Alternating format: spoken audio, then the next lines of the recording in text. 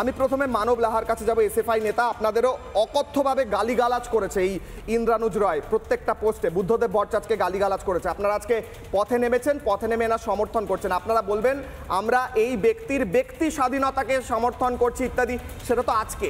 এতদিন ধরে একে এই কলেজের, এই ইউনিভার্সিটির বাইরে কেন ফেলে দেওয়া হয়নি? যারা বলে ভারত রাষ্ট্রের ধ্বংস হোক, যে ব্যক্তি ফেসবুকে লেখে, আপনি সমর্থন করেন এই স্টেটমেন্ট? বলুন। দেখুন, আমি একদম সুস্পষ্টভাবে বলছি, আগে দেশ তারপর সব কিছু। আমরা বামপন্থীরা, আমরা যারা এসএফআই করি, ডিওএফআই করি বা বাম রাজনীতিরা করি, আমরা এটা বিশ্বাস করি। বেশ খানিকটা আলাদা স্ট্যান্ড নিচ্ছেন আপনি, ভালো লাগলো। এবং 2 নম্বর আলাদা স্ট্যান্ড না, আমার পার্টি স্ট্যান্ডই আমি আপনাকে বলছি, রাষ্ট্রবাদী বামপন্থা। ভালো। 2 নম্বর প্রসঙ্গ হচ্ছে গিয়ে যে অতি বামপন্থী বলে যাদেরকে পরিচয় দেওয়া হচ্ছে, আমরা বলছি এরকম যদি কোনো ঘটনা ঘটে থাকে প্রশাসন তার বিরুদ্ধে নির্দিষ্টভাবে ব্যবস্থা নিক, আমাদের কোনো অসুবিধা নেই। কিন্তু তার পাশাপাশি আমরা যে প্রশ্নটা করছি যে একজন শিক্ষামন্ত্রী, যে রাজ্যে ছাত্রছাত্রীদের অভিভাবক, একজন ছাত্র তার কথা বলবার জন্য গেছে, তার সঙ্গে কথা বলতে চাইছে। দীর্ঘদিন ধরে 2011 সালে এই নতুন সরকারটা হওয়ার পর থেকে স্কুল কলেজগুলো নির্বাচন বন্ধ হয়ে গেছে, পরিচালন সমিতিগুলো বন্ধ হয়ে গেছে। প্রতি বছর যেখানে নতুন করে সংগঠন তৈরি করার কথা, নতুন পরিচালন কমিটি হওয়ার কথা, সেগুলো বন্ধ হয়ে গেছে। ছাত্রছাত্রীরা নিজের অভিযোগ নিয়ে তার কাছে পৌঁছাচ্ছে। অভিযোগ নিয়ে পৌঁছেছিল কি? আমার কথা হচ্ছে অভিযোগ নিয়ে পৌঁছতেই পারে, আমার তাতে আপত্তি নেই। শিক্ষামন্ত্রীর সঙ্গে কথা বলতে পারেন। শিক্ষামন্ত্রী তার উপর গাড়ি চালিয়ে দিচ্ছে। হ্যাঁ, অবশ্যই একজন ছাত্রের উপর অ্যারেস্ট হওয়া উচিত। যদি তাই হয়ে থাকে তদন্ত।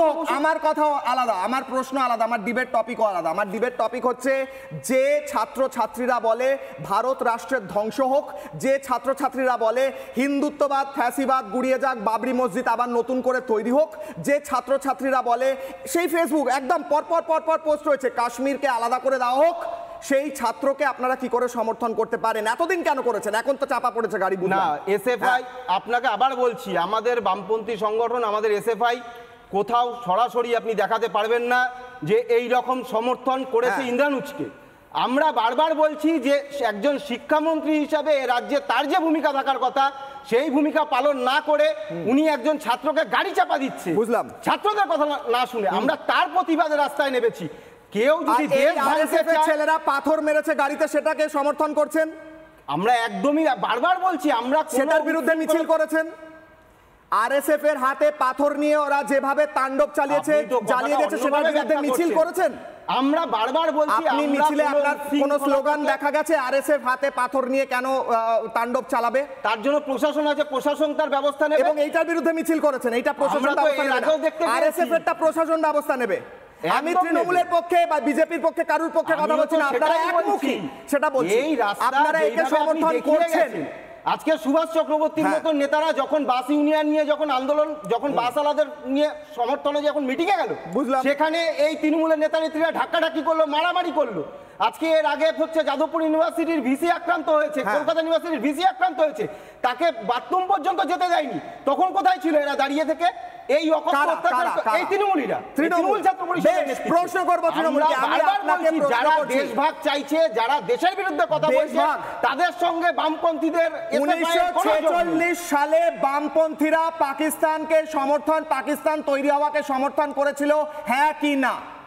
আপনি 1946 সালে কমিউনিস্টরা পাকিস্তান তৈরি সমর্থন করেছিল রাস্তায় নেমে, হ্যাঁ কি না? দেশভাগ কি কমিউনিস্ট করেছিল? আমি তো পাকিস্তান তৈরিকে সমর্থন করেছিল, হ্যাঁ কি না? পাকিস্তান ব্রিটিশ দেশভাগ করে গেছে। পহলে বনেগা পাকিস্তান ফির মিলেগি আজাদি, এইটা স্লোগান ছিল কি না? হ্যাঁ কি না? বামপন্থীদের কোনো স্লোগান এখানে ছিল না। 1946 সালে ডাইরেক্ট অ্যাকশন ডেতে বামপন্থীরা ধর্মঘট ডেকেছিল, হ্যাঁ কি না? এরকম ইতিহাস করতেও দেখাতে পারবেন না, আপনারা ইতিহাসের বিকৃত করছেন। যেখানে যে আরএসএস ভারত স্বাধীনতার পরে একবারের জন্য ভারতের জাতীয় পতাকা তোলেনি, বলেছেন শ্রীলঙ্কা হচ্ছে অশুভ, সেই তাদের কাছে আমাদেরকে দেশপ্রেম শিখতে হবে। এতটা খারাপ পরিস্থিতি বামপন্থীদের আসেনি। 1946 সালে আপনারা ভারত স্বাধীনতার পরে আপনারা ভারতের জাতীয় পতাকা তুলেছেন, স্বাধীনতা মেরেছেন। আপনাদের নেতা মোহন বাংলাদেশে 22শে জানুয়ারি হচ্ছে গিয়ে ভারতের স্বাধীনতা আপনাদের কাছে আপনার